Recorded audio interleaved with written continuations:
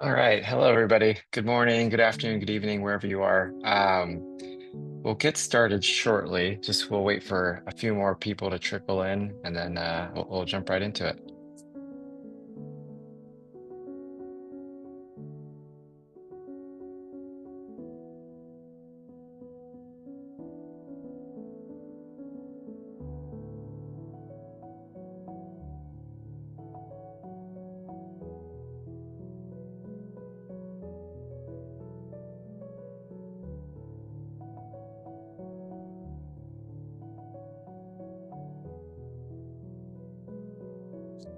Okay. All right. Yeah, it looks like there's quite a few of you here, so we'll go ahead and get started. Thank you, everybody. Hello, my name is Eric, and welcome to the final session of the Mental Health Festival for 2025. Um, Just a quick introduction of myself, and I'm more excited to introduce our panelists here. But again, my name is Eric, and I'm the head of North American Chief of Staff at Intellect. What I do is really just helping stand up our business here in the U.S. and also helping across our corporate strategy and strategic planning efforts for our company globally as well. But for this session, I'm your host and moderator for today. I'll give a quick introduction on Intellect. Really, our mission is simple. We want to make mental health care and well-being support accessible to everyone and everywhere. Really, so for any leader, HR member with teams spread across the globe, we know that that's easier said than done. So delivering care that's fast, effective, and culturally relevant can often feel impossible. But for us, we feel like it doesn't have to be, and we feel like we've perhaps cracked the code or have a strong solution to meet that need. Global well-being conversation is ready for a reset, and so that's something we're going to talk about today. And from our work with more than 4 million members around the world, we've seen what happens when you take a more modern approach. A couple of highlights is number one is we've seen 93% people report reduced anxiety. And then, for us as well, it's something that we're really proud of. The average time or speed to care for us is just over a day. So that from what's publicly available, we've seen is that's really best in class and something that, again, we really want to hang our hat on. So for us, that's something that we want to dig in today and hear more from our panelists, some of their insights, and really just try to get a better understanding of how to build systems, solutions that deliver real outcomes at scale. So our panel is here to challenge some old assumptions and share what's working, what's not working. And as we go, I encourage you to drop your questions into the Q&A box and we'll bring them in throughout the session. So without further ado, I'd like to actually hand it over first to Manny to allow her to introduce herself and we'll go from there. Good.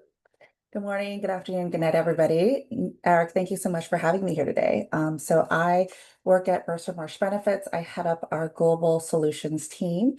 It's a lot of big words, but as recently at my 4-year-old kind of career day, and I think this might be a nice introduction of what I do and a lens for like for a 4-year-old to understand. But my day-to-day is really to help just everyday users in the healthcare space to get better access to care at the right place at the right time. And that's what we're doing here within the MMB ecosystem.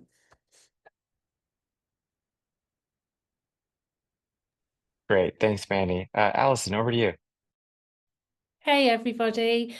So I'm based in the UK. My name's Alison and I work with a company called ORCHA, which is the Organisation for the Review of Care and Health Apps. And our mission is to make sure that clinically safe digital technologies can be accessed by individuals to support them with their health needs. We know that mental health has the highest kind of uptake in terms of digital technologies, but we also know through the work we do in assessing those products that there is a large scale of them that don't meet the quality standards that you would expect to be used in a healthcare setting. So that's our mission, to really make sure that through the assessment of those products, we can get them into the hands of individuals, citizens, to support them when they need them most. And I'm delighted to be part of the panel today. Thank you. Thanks, Alison. And last but not least, Dr. Oliver. Thank you, Eric, and hi everyone. Excited to be here. So yeah, I'm Oliver. I'm the VP Clinical at Intellect. I'm a clinical psychologist by training, and I'm actually from Germany originally, and then I did all my academic training in the UK. And from there, I went to Singapore. So a little bit of a global sort of trajectory on my part as well. But at Intellect, I basically wear two hats. One is on clinical quality. So I oversee the quality care assurance for our product and services. So we're very big on evidence-based care at Intellect. We want to make sure, excuse me, we want to make sure that our providers follow the right protocols, the right processes, but also that our product is based on very strong safeguards as well. And my second hat is on research and innovation. So we have an active research lab. We're very keen, basically from day one, very keen on our own R&D. We run studies in partnership with universities. I'll probably speak to that a little bit later, but we're always big on innovation because we understand that mental health has come a very long way, but stigma is very high still in many parts of the world. And also there's big room for improving the tools we have. So very excited, Alison, also to chat with you on what you guys are doing in the UK. But yeah, that's it in a nutshell. Back to you, Eric, and looking forward to the chat. Awesome. Thank you, everybody. So again, let's welcome them to this event. Before we get started, actually, just some housekeeping. So for our audience, as I mentioned, there is a Q&A. So you can reference the link of the QR code in the chat box, and we'll make sure we take your questions into consideration. Okay, so without further ado, let's jump right into it. So actually, just a little icebreaker for everybody. Oh yeah, here's this QR code. So I'll give you a moment to scan that. So while you are looking at that, so I just want to do an icebreaker, maybe go in reverse order. So with Dr. Oliver, Alison, and Manny, want to just kick things off with, what do you guys think is the biggest myth about global well-being you wish we could bust today?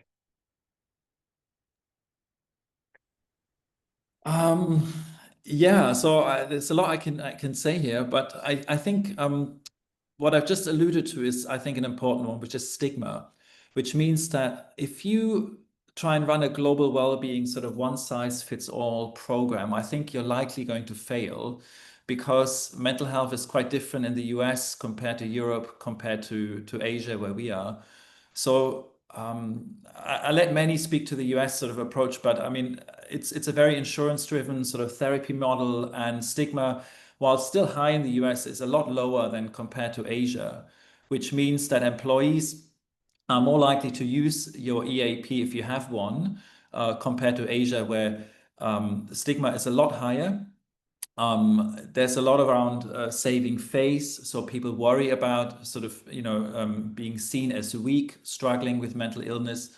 They often hide in the family. And so for those reasons, they don't access the right levels of care, which means if you have a one-size-fits-all solution that neglects the awareness, building, the education around mental health care, and if you're not using the right cultural language, then understandably, people are not going to use it. So you need to have a model that understands the cultural nuances. Then you need to understand how how symptoms are expressed in a different way. So in Asia, just to give you one example, especially when you work with elderly clients, they might complain about tummy aches or physical symptoms, but in actual fact, they may suffer from depression.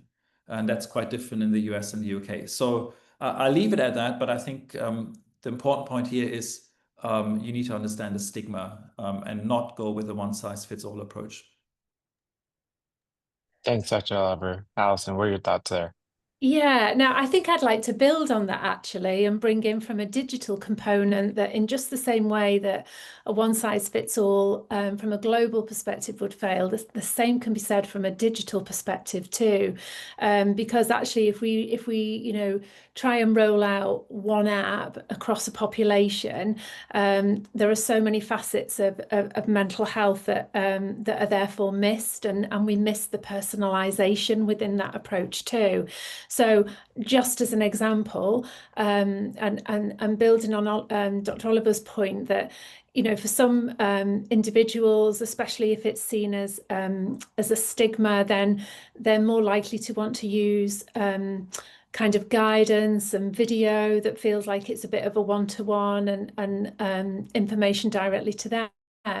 Whereas for others, it may be a chatbot, or it may even be peer support within an app, that they actually prefer a group setting where they can talk about their feelings and experiences. So I think that's quite often a myth we come across from a digital perspective, is that it's almost seen of, all there's one app and therefore we can use one app across a specific population, and it fails immediately. So that would be my starter there.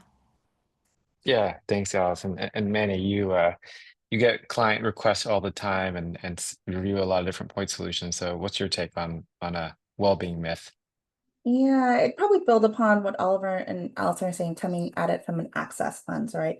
So you may view and you may think we've made some really great strides in the mental health space, and employees have great access to mental health.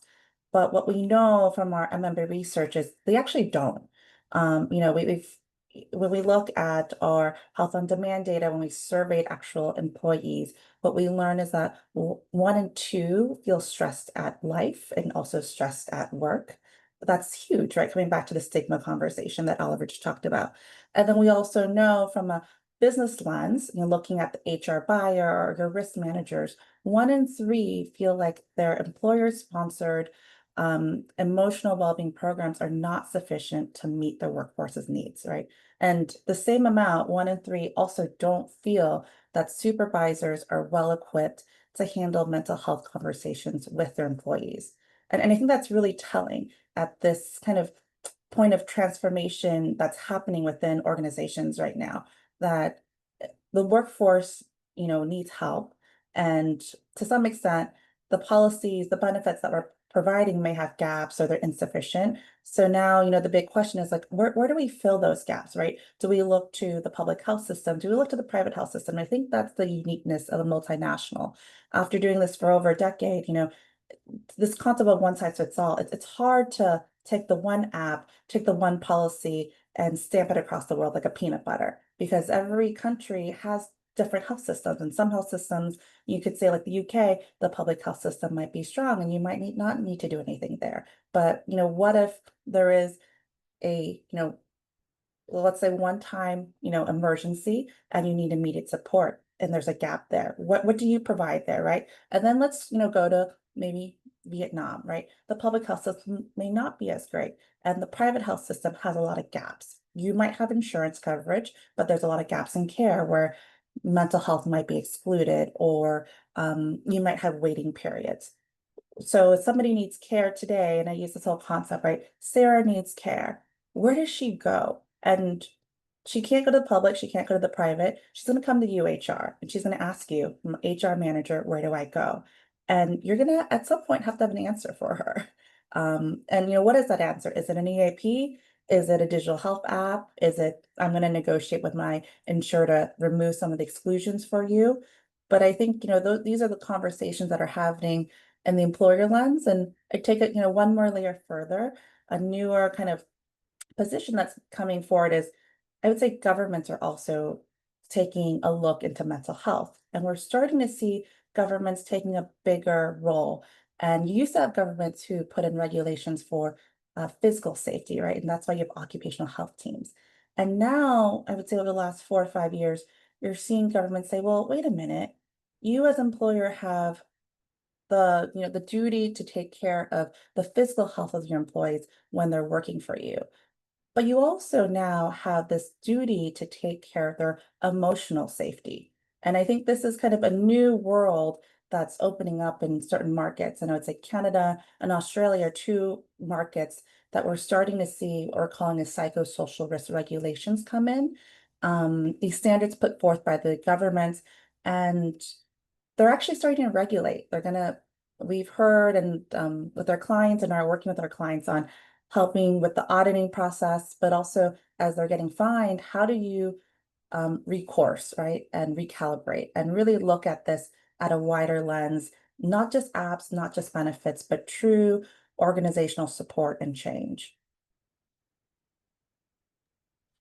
Yeah, thank you, Manny. I mean, a lot of things there, but I would say the overarching theme, just to summarize across all of your responses, is it really just seems like there's no one size fits all approach. There's so much nuance. There's variances in health plans. from country to country, and just the local needs or expectations from what mental health should be obviously varies as well. So I think maybe to get things started, obviously that's a great starting point, but to help tailor our conversation a little bit more, I'd love to get a sense of the room. So we're going to throw up a poll on the screen for those of you here, and feel free to answer using your QR code. And while everybody does that, okay, cool. So you get to see live how people are responding. So it looks like the number one barrier for a lot of folks. Okay, all right, pretty split here. Okay, it's changing. So lack of leadership buy-in, sort of going back and forth between stigma. All right, let's give it about another 10 seconds to see where we land.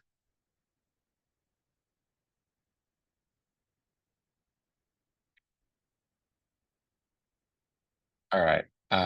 Okay, so actually, this is surprising for me because at least in a lot of conversations, ROI does come up a lot. But what's also not surprising is cultural stigma being a barrier. So this is certainly something we want to unpack a lot further.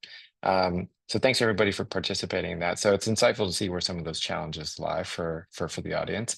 I think to continue that then is maybe I'll start with you, Manny. So in the earlier session, you were saying how there's a lot of gaps between health plans and what expectations are and what certain governments are doing in different countries. So just to build on that, I'd love to maybe talk about like if those governments were not active in some of those, let's say, policies or initiatives, like what do you think are some of the unintended consequences or sort of hidden costs around not having a really truly tailored, localized mental health solution? I think that's a really great question. And I think coming back to what Oliver was saying, right? When you don't understand local preferences, you're going to miss the target. Like you just are. Like Sarah's not going to engage because you're talking about mental health in a way that doesn't like resonate with her, right? Or you've given her an app that that's not going to help her get access to care when she needs it in the right moment, in the right place.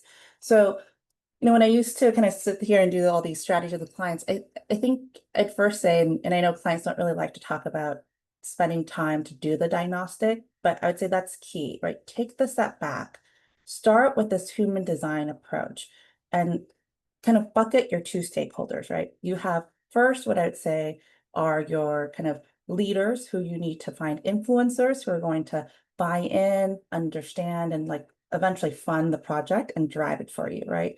So influencers, maybe a global influencer or an influencer in a local market that, really is going to spearhead this, be kind of the face of this for you. Think about them as like a PR ad campaign for you.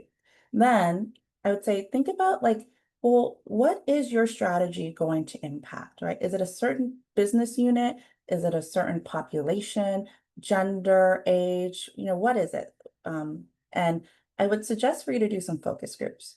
I know focus groups are scary because sometimes you don't want to open up the Pandora's box and agree to things that you don't really have the power to change. But I think these focus groups are important because when you start to get a 360 view, one, what are our stakeholders saying about mental health and its impact to your business, your impact to ability to hire, to attract, retain, manage costs.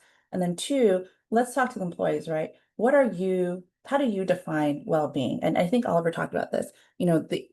The older population may say, oh, my tummy hurts, and that might relate to mental health. When we used to do focus groups, I would tell you how mental health got defined in the US was very different than how mental health got defined in Asia. When we did focus groups in Asia, we found people saying a lot, the theme was work-life balance. Work-life balance really stresses me out. And when we dug a little deeper, like, tell me more about that. And that's when we found, oh, in Asia, you can't really come at it and use mental health. You should really focus the conversation or the communications around, a work-life balance. And that's how you can kind of hook the local population to engage. So I would say, start with doing some diagnostics to really answer the why, what is, and how can we kind of fill some of these gaps to get the population to engage? Because I know at the end of the day, HR is really trying to put in meaningful programs. But if we don't define the why, and we don't put metrics against the why, we're not able to like take a step back and say, well, are we really solving for the why for what we're putting in? Yeah, thanks, Mandy. I mean, to be candid, oftentimes EAP, as long as it's been around, you could argue that there sometimes wasn't a why, or rather, the why was a checkbox, right? Or meeting compliance requirements. So we certainly see that a lot. Thank you. Alison, over to you. You talked about like digital solutions a bit earlier. So, on that end of, let's say traditional EAP solutions, legacy EAP solutions, when thinking about that shift from, you know, uh, or rather shift to modern digital solutions, there's been actually a flood of a lot of new point solutions. Actually, one of the things we hear from a lot of HR teams is actually there's too many options right now, right? Especially post-COVID, post-ZERP. So if you were advising like a global HR leader today, what's the number one red flag we should look out for when, um, you know, I guess doing an RFP or a tender for a digital health solution? Yeah, thanks, Eric. I think the number one for me would be, as you say, there's been a real influx of products and digital solutions. It's safety. It's clinical efficacy and safety. There are many, many products that come to market that haven't had clinical input and that don't have the research and evidence behind them. And what we do at ORCHA is provide that assurance. So we look at the data and security and privacy, but most importantly, we're looking at the clinical efficacy that sits behind that product and that it actually does what it says it will do. I always encourage people not to go directly to Apple or Android store and just search for something like a mental health product, because you're gonna see kind of like top 10 products, but in just the same way we use things like TripAdvisor, very subjective review based on our usability and accessibility. That's what those reviews are doing if you go directly to an app store. So always go to a trusted resource and make sure that there is that clinical efficacy behind it. So do your research into that clinical safety element first would be my number one. Yeah, thanks for that. Actually, that's probably a great segue into Dr. Oliver. I don't know if you planned that. So thank you, Alison. So Dr. Oliver, I guess over to you is, again, on that point of there's been so many solutions out there, and a lot of times, I mean, even us included, we want to go fast, we want to be leading, but in a way, how do we make sure that whether ourselves or the solutions are not cutting corners? So what's a corner you've seen others in the industry cut that ultimately undermines some of the clinical outcomes that you're trying to achieve? So it's a great and really important question, Eric. So yeah, there's a few segues here. I think building on what Manny shared earlier, I think it's very important that you take a step back and you do very, very good assessment of what is the current situation, be it psychosocial hazards or general well-being. You need to have some data, because if you don't have data, then it's very hard to make any good informed decisions, right? And so I think one of the challenges, or where I see companies might cut corners, is if we're looking at global solutions. What I've seen, especially in this part of the world here around APAC, where mental health isn't so regulated in certain countries, that it's easy to employ providers who don't meet all the credentials, or who may have an undergrad degree, but they're not fully fledged master level or doctorate level sort of providers. So I think that's one. And related to that is the clinical governance, which you can easily lose oversight, especially if you go with a more traditional EAP approach that might rely on some of those providers. And also they do a lot of outsourcing.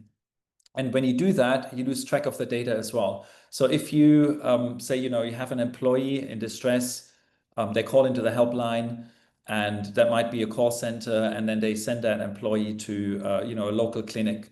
And that's great, that can work. But I think there's a number of problems here. Speed to care, oftentimes the waiting time is too long. And then secondly, from an organizational point of view, you can really only look at the utilization data. You can never really look at the clinical outcomes, because you're outsourcing that employee to a third-party network clinic. So I think if if you're going with such an older traditional approach, that is a lot about cost saving, but you lose sight of the actual clinical outcomes. You lose sight of the clinical governance, the clinical quality, because it's fragmented, right? You have many, many different clinics in your network rather than one platform, which is what we built at Intellect. We're very proud to say that, you know, we have a global network of directly contracted providers all on our platform, which allows us to train those providers, make sure they follow all the, you know, the same protocols. We can quickly roll out new features. We can track the same outcomes. I think someone mentioned PHQ-9 in an earlier session as well, or, you know, or different outcome measures. And then you can report back to the organizations what the actual trends are in terms of, you know, burnout rates, you know, depression, anxiety, but also resilience and other metrics that matter to the organization. So a bit of a longer answer, but essentially my point is that you shouldn't cut corners on clinical governance, and you shouldn't cut corners on clinical outcomes. Got it. Thanks, Dr. Oliver. Yeah, thank you all as well for some of your responses earlier. So I think I'm just spotting patterns and picking up on things that you're all saying here. So I feel like it brings us to a core tension that we hear a lot from a lot of HR leaders, and it's that organizations want one global vendor that is compliant, has clinical quality, is providing value, or for some even / cost effective, and also locally relevant. So maybe to just go through the three of you is like, what is sort of a hard truth, if there is one, for HR and business leaders that they need to hear about why they can't have all of these at once, and what is a trade-off, or where should they perhaps strategically compromise, if at all? So maybe Alison, you can go first.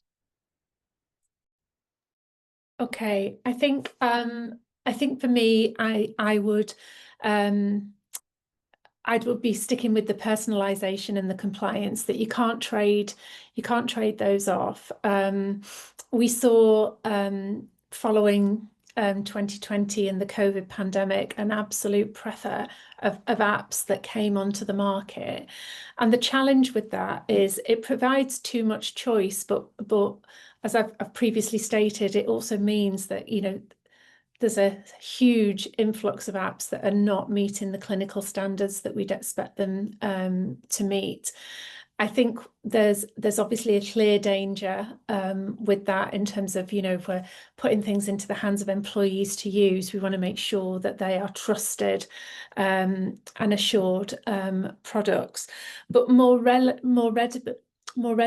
there's then the personalization element as well, that, you know, we want to be able to provide a personalized opportunity for everybody that's coming forward and asking for support from a benefits program, and so it is being able to balance off the choice with the compliance element. I think one of the things that we're very proud of at ORCHA is we've created an ecosystem of innovators that are bringing products to market, and they are well aware that they need to keep those up to date. So through our library system, we don't just assure once and then leave. We assure every time that product is upgraded, and if it's not been upgraded in an 18-month period, it's removed. So you can always know that you've got trusted digital solutions. So for me, I think it would be the kind of clinical efficacy and the compliance cannot be left alone, because we just can't risk having products that perhaps are suggesting solutions and treatments that could potentially be unsafe. Thank you, Alison. Manny? So I think you asked a really interesting question here. Can you have a solution that is simple, cheap, and locally relevant? And I might buck the trend here. And I could say, yes, you can, right? And I don't want it to seem like it's always a $3 sign solution. You can have a $1 sign solution. But I think when you have a $1 sign solution, you also need to be a little realistic, right? And I used to tell this to my clients, we're going to go for a $1 sign solution. We can't have a $3 sign experience, and we can't have a $3 sign outcomes. And I think I might challenge also this question a little bit. And given what Oliver was just saying prior, I'd probably add, you know, outcomes driven to this. And I think when you add that fourth criteria point, then I would say this is absolutely impossible, right? You can't have simple, cheap, locally relevant, and outcomes driven. So if you want something that is outcomes driven, either from an engagement standpoint or a clinical risk standpoint, by engaging, you're driving faster access to care, you're bringing down your anxiety, depression risk in your organization, that's going to cost a little bit of money. And I think then you as an organization are going to have to take a step back and really think about this. And even to Alison's point, right, the clinical efficacy, how important is that to your organization? And you start to have this scorecard when you go out to look for a vendor. And I want to kind of touch on a Q&A question about, what is our view around global, regional, local vendors? I would say there's been a lot that has happened in the health ecosystem over the last 5 years as a result of COVID and more investment from VC firms around digital health. 10 years ago, when I was doing this, it was a very decentralized model, right? Everybody had local vendors. And then probably about a couple years down the road, it became a very centralized model. Eric, to your point, kind of this one global EAP provider, and you can kind of name them probably on your 10 hands. And in the last probably 5 years, that one global EAP vendor went from 10 to maybe 6 or 5. There's been a lot of consolidation happening, et cetera. But I would also say on the flip side, what you're also seeing in the last 5 years is you're seeing a lot of local or regional vendors that have come up, like Intellect, like a Mind that's headquartered out of the UK.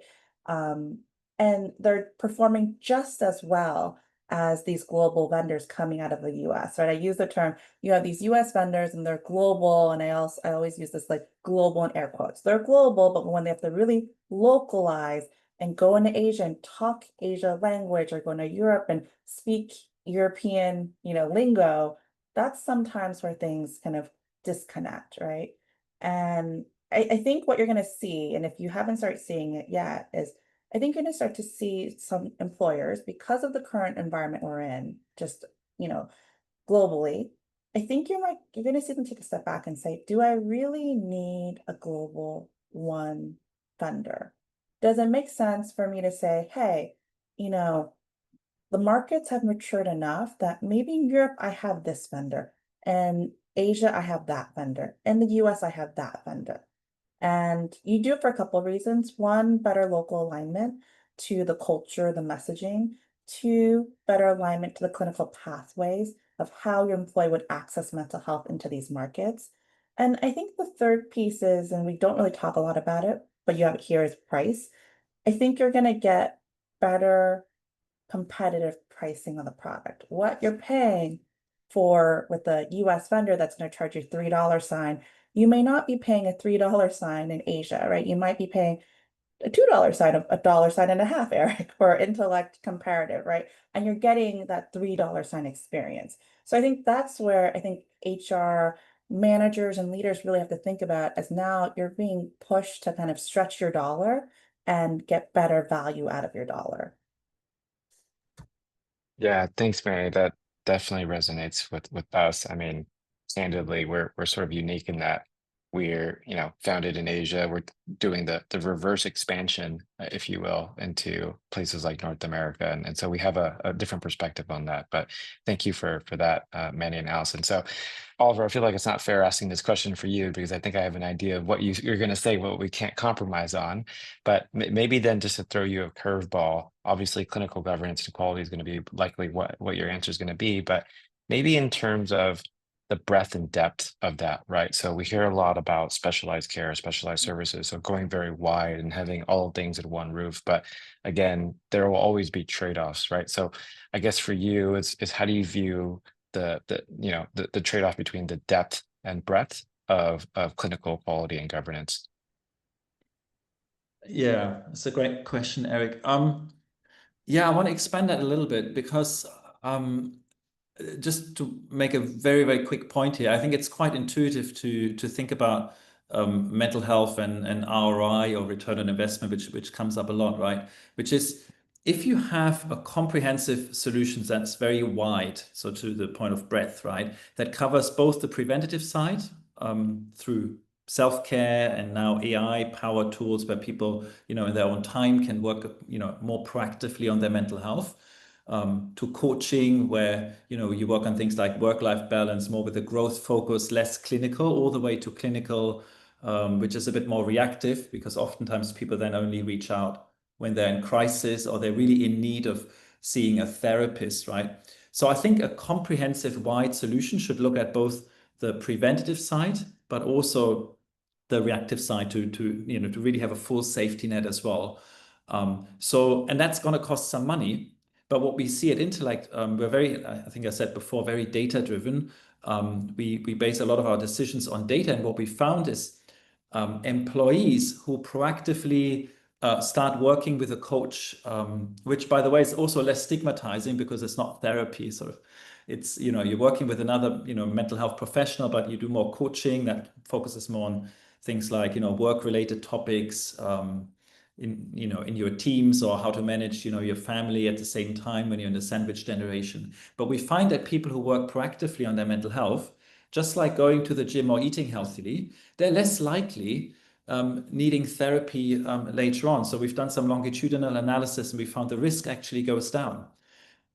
So what you actually find is if you have a more expensive, more comprehensive system approach, actually that pays off, so to speak, quite nicely to the organization, because you have more resilient workers, they're healthier, they're happier. And we also see that they're more likely to stay in the organization. So retention rates improve. Also medical claims are going down as well, because if you're mentally well, then chances are that, you're taking out claims on the, for physical health problems, they also go down. So it's all connected in that regard. And I'd say it's a very good investment in your mental health. And so I'd say the trade-off is if you're going too deep, if you're just looking at one pillar, say specialized care for say OCD or neurodiversity, then you're missing out the whole other employees that are outside that spectrum. And so I would always argue you should go for a wider systems approach that looks at the whole spectrum, that gives comprehensive care, and that also gets the managers buy-in and the leaders buy-in, because they will have to drive the adoption, and they create the culture in the organization that makes it safe to use mental health. That's costly, but actually it drives the business in the sense that people are more energized and resilient. Awesome. Thanks, Oliver. So yeah, I think a lot to unpack there, but I think maybe just want to get the audience involved a little bit again. So if you think about, well, some of these questions earlier, but of these, right? So thinking about compromises and trade-offs, which of these would be most impactful to your team? I'll give you all a second to respond.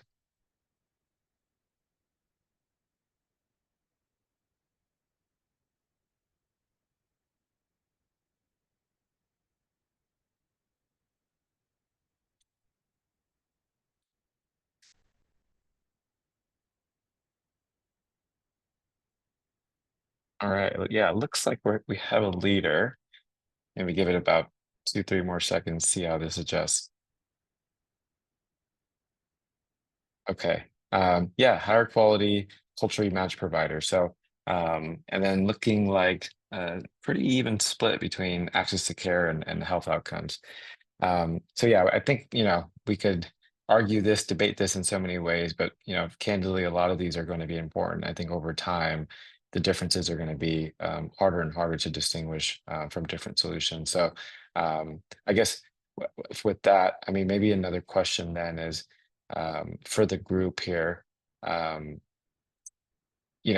I guess what is going to be the thing that's ultimately going to separate like a mental health vendor from one another? So maybe a quick rapid fire for Oliver first, Manny, and then Alison.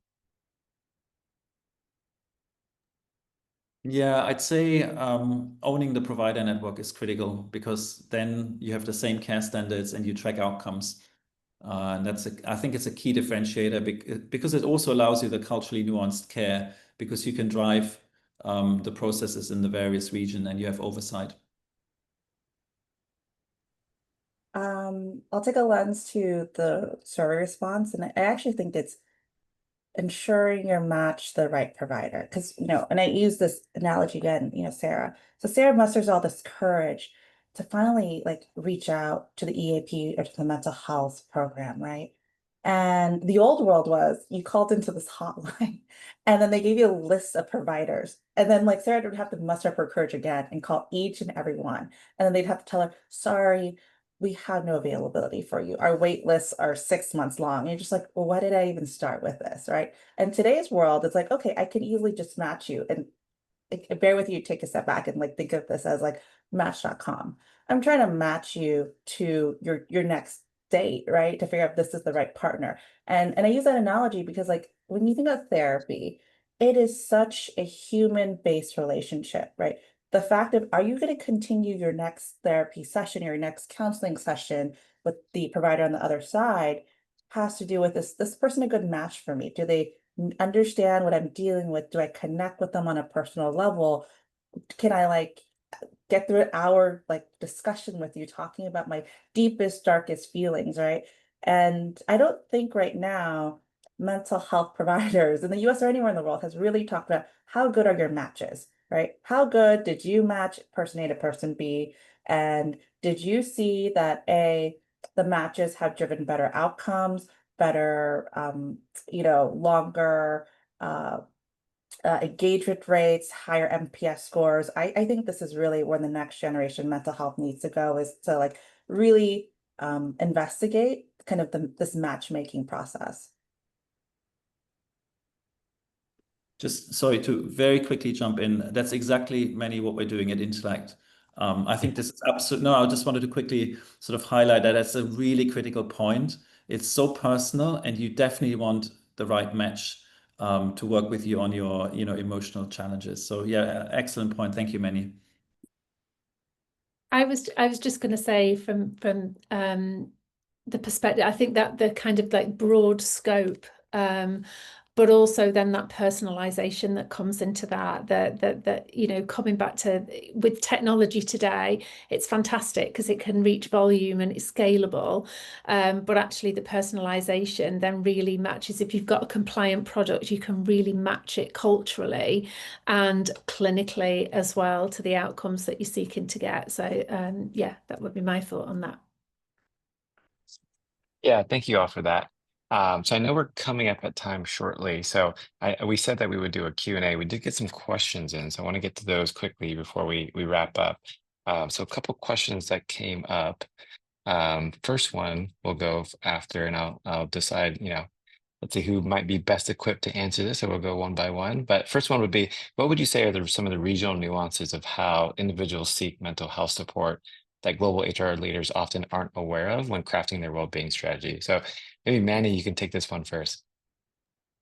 I think it goes back down to Alison put on personalization and inclusion, like really understanding how does this one employee define mental health or well-being? How do they get access to care? Like, and Oliver had a really great analogy, in Asia, people might hide behind their families. So how do you like activate that, right? And how do you also like communicate to other stakeholders and educate them like this is how mental health is being perceived in Asia, and that's why we're having such a hard time getting people in to use the EAP. And I said the client, instead of coining the EAP, what they did was they positioned the EAP as anything you're going through. You're going to buy a house, you're trying to look for a nanny, you just got a promotion, call this number. This is a well-being coach for you. They didn't know it was an EAP, but on the other side of the line was an EAP, right? And that person could help you just talk through things and maybe help you, really figure out, well, is it are you looking really for services? And maybe I can kind of port you to the work life side of EAP,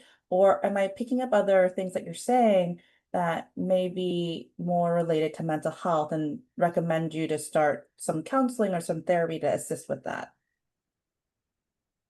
Yeah, thanks, Manny. And another one here that just came in, Alison, I think this would be a great one for you, is around AI. So as AI is increasingly being built into mental health apps, how do you see organizations balancing innovation with safety and clinical governance?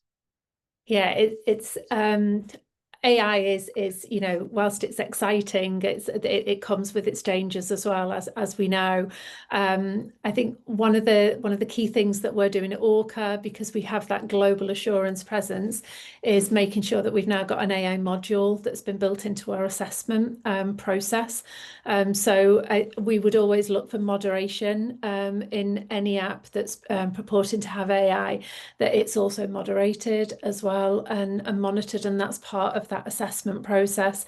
So we are working globally with governments, but also kind of within the UK with a renowned centre, the Hartree Centre, to develop that AI component of assessment and assurance, because it is critical that, you know, people are relying on chatbot advice, that's moderated and fair and sensible. Thank you, Alison. And last one, I think, for the Q&A, because I want to be mindful of time here. This will be back over to you, Manny.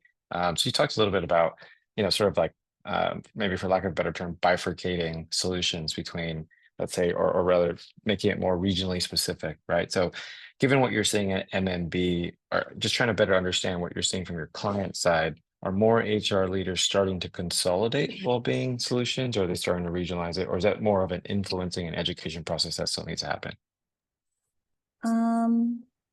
I think it really depends on your buyer, and it depends on your budget.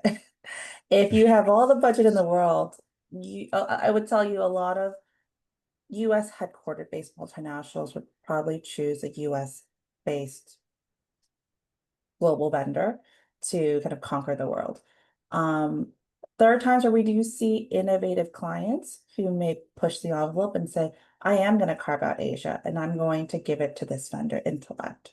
And, you know, by doing that, you may get a cheaper price. You also may get the same experience. I will also say, from an HR perspective, you may have to do a little bit more work, right? Because now you're managing two vendors versus one. And I think that's always been kind of the conversation in the room is HR is so lean, like how do I kind of manage all of these? And I think that will be the conversation as the world went from decentralized to centralized. And I do think in the next 5 years, you're going to start to see the shift, because I still come back down to in the ex-US market, like in Europe, in Canada, in Australia, and even in Asia, you have very competitive regional offerings that don't look and feel anything different than what's coming out of the US, but you're not paying the same price points, right? And I'll give you an idea. Like the price for a therapy session in the US may cost you $150, right? In Europe, it's 50 euros. So I'm gonna come back down to like, right, Sarah's sitting in France. She's gonna pick up the phone. Yes, she'll probably call a French therapist through the US-based vendor, and you're gonna be charged $150 a session. Does that really make sense for your like checkbook as an organization, especially in today's world, right? Like I think every dollar, every cent is counted very carefully. Like I think that's where organizations really need to think about as, you know, you transform your business and you transform your well-being programs to make them more locally relevant.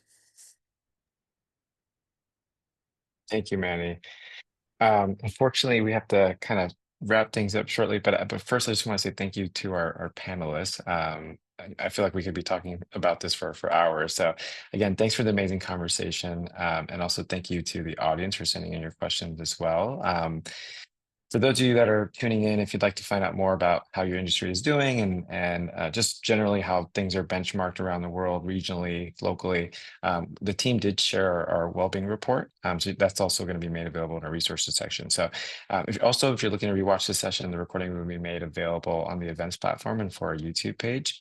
And you can also help us fill a short survey so we know how to improve for future events.